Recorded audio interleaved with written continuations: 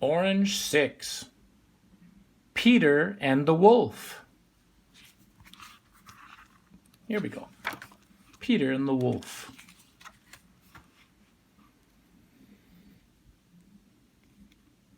Once upon a time, Peter and his grandfather lived in a house next to a beautiful green meadow. Next to the meadow, there was a dark forest. And in the middle of the forest, there lived a hungry wolf.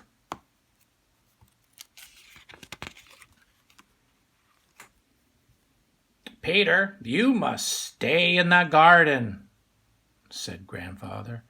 You must never go into the meadow on your own. But why? Said Peter. Because there is a hungry wolf in the forest. He might come out of the forest and eat you up, said Grandfather.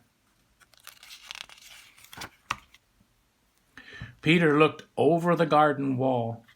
The meadow looked very beautiful. The little red bird flew up to a tree. Hello, Peter, called the bird. Why don't you come into the meadow? So Peter climbed over the garden wall and went into the meadow. There was a pond in the middle of the green meadow. A duck waddled past Peter, jumped into the pond, and swam away.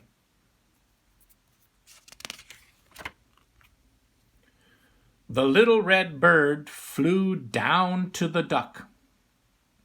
Come back, she said.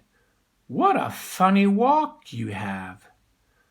Why don't you fly like me? I don't want to fly like you, said the duck. Why don't you swim like me?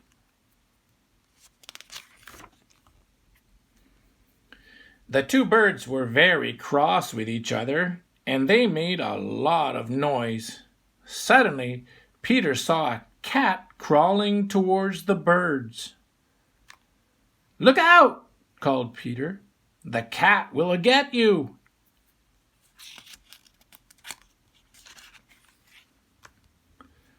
At once the little red bird flew up to the top of the tree, and the duck swam to the middle of the pond.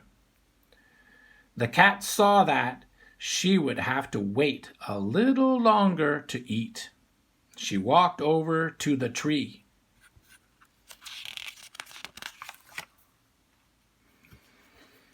Just then Peter's grandfather came into the garden. He looked over the wall and saw Peter in the meadow. He was very cross with Peter. Come back at once. I told you not to go into the meadow, said Grandfather. So Peter climbed over the wall and went back into the garden with his grandfather.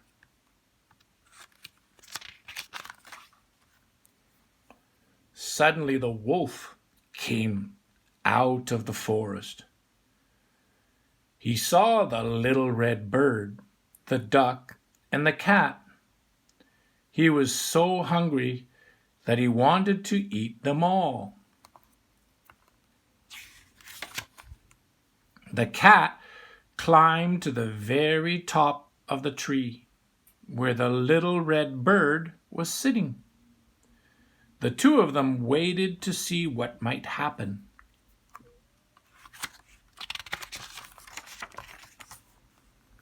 The duck jumped out of the pond and ran and ran. She ran as fast as she could, but the hungry wolf ran faster.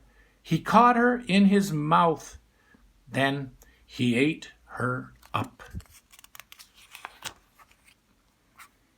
Then the wolf walked round and round the tree where the cat and the little bird were sitting. The hungry wolf looked up at them.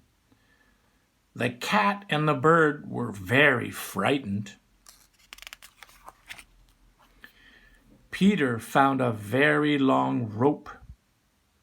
Then he climbed on top of the garden wall. "Fly around the wolf's head," he called to the little red bird. "Make him dizzy, but keep away from his mouth." The little red bird flew round and round the wolf's head.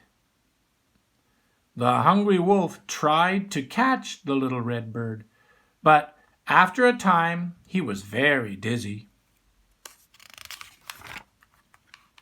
Peter climbed up the big tree. Then he let down the rope and caught the wolf by the tail.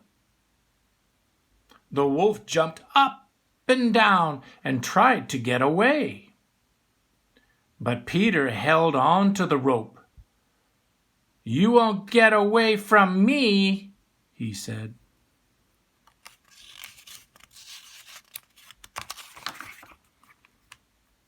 Just then, Grandfather came out of the garden and saw Peter sitting in the tree.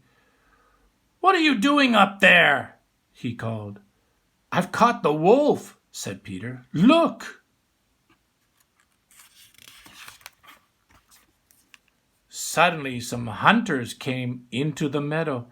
They were looking for the wolf. "Here he is," said Peter. "Please, will you take him away so that I can play in the meadow?"